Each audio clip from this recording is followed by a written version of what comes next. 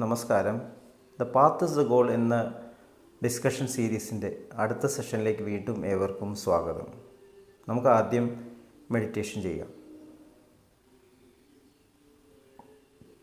കണ്ണുകൾ അടച്ച് ശാന്തമായിരിക്കൂ.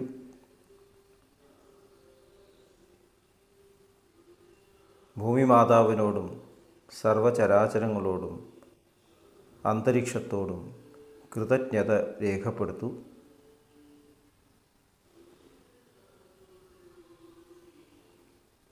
ഭൂമി മാതാവിൽ നിന്നുമുള്ള ഹീലിംഗ് എനർജി കാലുകളിലൂടെ സഞ്ചരിച്ച് മുകളിലേക്ക് ശരീരം മുഴുവൻ വ്യാപിക്കുന്നതായും ശരീരത്തിലെ എല്ലാ ഭാഗങ്ങളെയും എല്ലാ കോശങ്ങളെയും റിലാക്സ് ചെയ്യാൻ സഹായിക്കുന്നതായും അനുഭവിക്കൂ.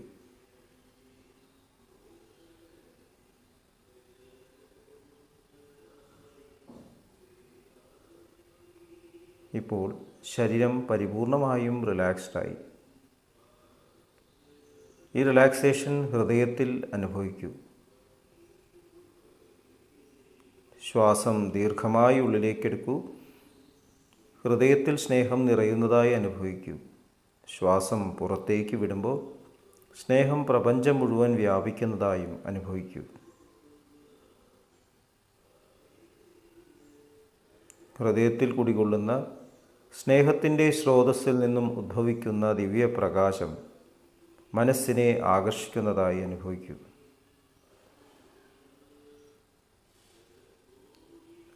ആ ദിവ്യപ്രകാശത്തിൽ ധ്യാനം ആരംഭിക്കൂ. മനസ്സിൽ ചിന്തകൾ വരുന്നുണ്ടെങ്കിൽ മൃദുവായി അവയെ അവഗണിക്കുക. ദിവ്യപ്രകാശത്തിൽ ധ്യാനം തുടരുക. Please start meditation.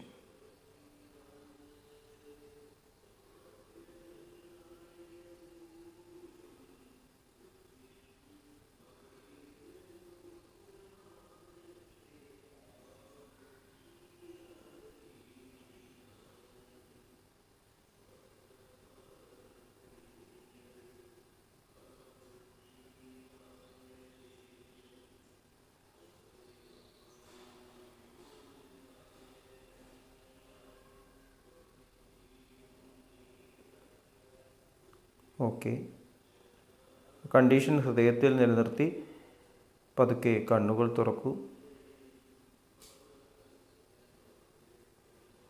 എല്ലാവരെയും വീണ്ടും ഹാർദമായി ഹാർട്ട്ഫുൾനെസ് സഹജമാർ മെഡിറ്റേഷൻ സിസ്റ്റത്തിലേക്ക് സ്വാഗതം ചെയ്യുന്നു. എങ്ങനെ ജോയിൻ ചെയ്യാം എന്നത് ഡിസ്ക്രിപ്ഷൻ ബോക്സിൽ കൊടുത്തിട്ടുണ്ട്. എല്ലാവരുടെയും കമൻസ് അതും സ്വീകരിക്കുന്നതാണ്. നമ്മൾ principles of conversation, Lalaji Maharaj നമുക്ക് അനുഗ്രഹിച്ച് നൽകിയിട്ടുള്ള പ്രിൻസിപ്പിൾസ് ഓഫ് കോൺവെർസേഷനാണ് ഡിസ്കസ് ചെയ്യുന്നത്. ദേഷ്യത്തെക്കുറിച്ചാണ് ലാലാജി മഹാരാജ് വളരെ വിശദമായിട്ട് പറയുന്നത്. ആധ്യാത്മിക പുരോഗതിക്ക് തന്നെ വിഷമാണ് എന്നാണ് ലാലാജി മഹാരാജ് പറയുന്നത്. ദ്വേഷത്തെക്കുറിച്ചിട്ട്, ക്രോധത്തെക്കുറിച്ചിട്ട് ഭഗവാൻ ശ്രീകൃഷ്ണൻ ഭഗവത്ഗീതയിൽ പറയുന്നുണ്ട്, ക്രോധാത് ഭവതി സമ്മോഹ, സമ്മോഹാത് സ്മൃതി വിഭ്രമ, സ്മൃതിഭ്രംശാത് ബുദ്ധിനാശോ, ബുദ്ധിനാശാത് പ്രണശ്യതി. ക്രോധത്തിൽ നിന്നും വിനാശത്തിലേക്കുള്ള യാത്ര. എങ്ങനെയാണ് ക്രോധം വരുന്നത്? അറ്റാച്ച്മെൻറ്റ്. ധ്യായതോ വിഷയാൻ പുംസഃ സംഗസ്തേഷു ഉപജായതേ, സംഗാത് സഞ്ജായതേ കാമഃ, കാമാത് ക്രോധോ വിജായതേ. അറ്റാച്ച്മെൻറ്റിൽ നിന്ന് ആഗ്രഹം വരുന്നു, ആഗ്രഹത്തിൽ നിന്ന് ക്രോധം വരുന്നു. ആഗ്രഹം പൂർത്തീകരിക്കാതിരിക്കുമ്പോൾ ഒരിക്കലും നമ്മുടെ ആഗ്രഹങ്ങൾ പൂർത്തീകരിക്കപ്പെടില്ല. അതുകൊണ്ട് ദേഷ്യം നമ്മുടെ ഒരു ഫീച്ചറായിട്ട് മാറിയിരിക്കുകയാണ്. നമ്മൾ നമ്മുടെ ചെറിയ ക്രിയേഷനെ പ്രൊട്ടക്റ്റ് ചെയ്യാൻ ശ്രമിച്ചുകൊണ്ടിരിക്കുന്നു. ഇതാണ് ദേഷ്യത്തിൻ്റെ അടിസ്ഥാനം. നമ്മൾ എക്സ്പാൻഡ് ചെയ്യാൻ തയ്യാറല്ല. അപ്പോൾ നമ്മൾക്ക് അനുഗ്രഹിച്ച് നൽകപ്പെട്ടിട്ടുള്ള ഊർജം, ഉയരേണ്ട ഊർജം നമ്മളിലേക്ക് ചുരുക്കുകയാണ്. നമ്മൾ താഴേക്ക് ഇറങ്ങും. ദേഷ്യം വരുമ്പോൾ നമ്മൾ സങ്കുചിതരാകുന്നു, കൺസ്ട്രിക്റ്റഡ് ആവുന്നു. അതുകൊണ്ടാണ് ലാലാജി മഹാരാജ് പറയുന്നത് അത് നമ്മുടെ സെൽഫ് റെസ്പെക്റ്റ് കളയുന്നു എന്ന് പറഞ്ഞു. ദേഷ്യം നമ്മുടെ ആത്മാഭിമാനത്തെ നശിപ്പിക്കുന്നു. നമ്മൾ അഭിമാനിക്കുന്നത് എന്തിലാണ്? നമ്മുടെ ഉള്ളിലുള്ള ആ പ്യൂറായിട്ടുള്ള ആ സോഴ്സ്, ആ പ്യൂരിറ്റിയിലാണ് നമ്മൾ അഭിമാനിക്കേണ്ടത്. ഞാൻ യഥാർത്ഥത്തിൽ ആ ഡിവൈനായിട്ടുള്ള ആ സ്റ്റേറ്റ് തന്നെയാണ്. അതാണ് എൻ്റെ അഭിമാനം. എൻ്റെ സാമ്രാജ്യം, എൻ്റെ വംശം, എൻ്റെ അഡ്രസ്സ്. ഇപ്പോൾ ദാജി അടുത്ത് ഒരു സ്പീച്ചിൽ പറഞ്ഞു, വളരെ ടച്ചിങ് ആയിട്ട് എനിക്ക് തോന്നി. ഭഗവാൻ ശ്രീകൃഷ്ണനും ഭഗവാൻ ജീസസും മുഹമ്മദ് സാഹബും ബുദ്ധനും എല്ലാവർക്കും ഒരു അഡ്രസ്സാണ്. അവരൊരു അഡ്രസ്സ് നൽകി കഴിഞ്ഞിരിക്കുന്നു. എവിടെയാണത്? ഹൃദയത്തിൽ. ഞാൻ നിൻ്റെ ഹൃദയത്തിൽ കുടികൊള്ളുന്നു എന്നാണ് ഭഗവാൻ പറഞ്ഞത്. അപ്പോൾ നമ്മൾ അവിടെ അന്വേഷിക്കുന്നതിന് പകരം അഡ്രസ്സിലല്ല അന്വേഷിക്കുന്നത്, വേറെ എവിടേക്കോ പോയിട്ട് അന്വേഷിക്കുകയാണ്. അപ്പോൾ എങ്ങനെയാണ് അവിടെ കാണാൻ പറ്റുക? അഡ്രസ്സിലേക്കല്ലേ എഴുത്തെത്തേണ്ടത്. എത്ര ബ്യൂട്ടിഫുള്ളായിട്ട ഒരു സ്റ്റേറ്റ്മെൻറ്റാണ്. അപ്പോൾ നമ്മൾ നമ്മുടെ യഥാർത്ഥത്തിലുള്ള അഡ്രസ്സ്, നമ്മുടെ വംശം, അത് വിസ്മരിക്കലാണ് യഥാർത്ഥ ദേഷ്യം എന്ന് പറയുന്നത്. നമുക്ക് ദേഷ്യം വരാൻ യാതൊരു അർഹതയില്ല. നമ്മൾ നമ്മുടെ യഥാർത്ഥത്തിലുള്ള ആ സ്വരൂപത്തിൽ നിലകൊള്ളുകയാണെങ്കിൽ, സ്വഭാവത്തിൽ നിലകൊള്ളുകയാണെങ്കിൽ നമുക്ക് ദേഷ്യം വരില്ല. എപ്പോഴും സ്നേഹം തന്നെ ഉണ്ടാവുള്ളൂ. പുറമേ ചിലപ്പോൾ ആക്ട് ചെയ്യേണ്ടി വരും, പക്ഷേ ദേഷ്യം നമ്മുടെ ഫീച്ചർ ആവില്ല. ഉള്ളിൽ നമുക്ക് ഒരിക്കലും ഈ തരത്തിലുള്ള ഒരു കൺസ്ട്രിക്ഷൻ, ഒരു നാരോയിങ് അനുഭവിക്കാൻ സാധിക്കില്ല. സെൽഫ് റെസ്പെക്റ്റ് നഷ്ടപ്പെടില്ല. അതുപോലെ തന്നെ ദുഃഖത്തിന് കാരണമാകുന്നു എന്നാണ് ലാലാജി പറഞ്ഞത്. Leads to unhappiness. നമ്മുടെ സ്പിരിച്വൽ യാത്രയ്ക്കുള്ള ഏറ്റവും വലിയ തടസ്സമാണ് ദുഃഖം. എന്താണ് ദുഃഖം? ഈ ലോകത്തിൽ നമ്മളിങ്ങനെ നിൽക്കുകയാണ്, ആരെയും എന്നെ സഹായിക്കാനില്ല എന്നൊരു തോന്നൽ, മിസറി. നമ്മുടെ യഥാർത്ഥത്തിലുള്ള ആ സ്മരണ നഷ്ടപ്പെട്ടതുകൊണ്ടാണ് നമുക്ക് ഈ മിസറി, ദുഃഖം. വേറെ കാരണമൊന്നുമില്ല ദുഃഖത്തിന്.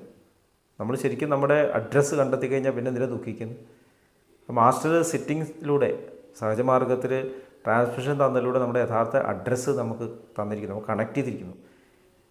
ഇനി നമ്മുടെ ഉത്തരവാദിത്വം തന്നെ അത് നമ്മുടെ സ്വഭാവമാക്കി മാറ്റുക. നമ്മൾ മാസ്റ്റർക്ക് അനുയോജ്യമായിട്ടുള്ള രീതി, മാസ്റ്റർ പുത്രനാണെന്നുള്ള അനുയോജ്യനായിട്ടുള്ള രീതിയിൽ പെരുമാറുക. അപ്പോൾ ദേഷ്യം നമുക്കൊരിക്കലും അനുവദിക്കാൻ പറ്റുന്ന കാര്യമല്ല. ദേഷ്യം നമ്മുടെ ബോഡിയെ തന്നെ നശിപ്പിക്കുന്നു.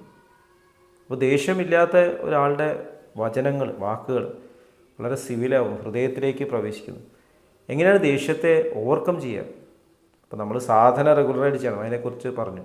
അപ്പോൾ ലാലാജി മഹാരാജ് പറഞ്ഞു, നിങ്ങൾ സ്വയം സങ്കല്പിക്കൂ, ഞാൻ പൊളൈറ്റാണ്, ഞാൻ ഹമ്പിളാണ്. ഫേക്ക് ഇറ്റ് മേക്ക് ഇറ്റ് എന്ന് പറയും. നമ്മൾ ഹമ്പിളാണ് എന്ന് സ്വയം മനസ്സിലാക്കണം, തിരിച്ചറിഞ്ഞിട്ട് പെരുമാറണം. ഹ്യൂമിലിറ്റി നമ്മുടെ സ്വഭാവമാണ്. നമ്മൾ എത്ര വലുതാവുകയാണെങ്കിലും നമ്മൾ മാസ്റ്ററുടെ മക്കളാണ്, പുത്രനാണ്. ആ ഹ്യൂമിലിറ്റി നമുക്ക് വേണം. അദ്ദേഹത്തെ മാനിഫെസ്റ്റ് ചെയ്യാനാണ് ഇവിടെ വന്നിരിക്കുന്നത്. അപ്പോൾ ഇവിടെ എല്ലാ വസ്തുക്കളിലും അദ്ദേഹമുണ്ട്. എവിടെയെങ്കിലും കാണുന്നില്ലെങ്കിൽ അത് എൻ്റെ കുഴപ്പമാണ്. നമ്മൾ അതുപോലെ പെരുമാറണം.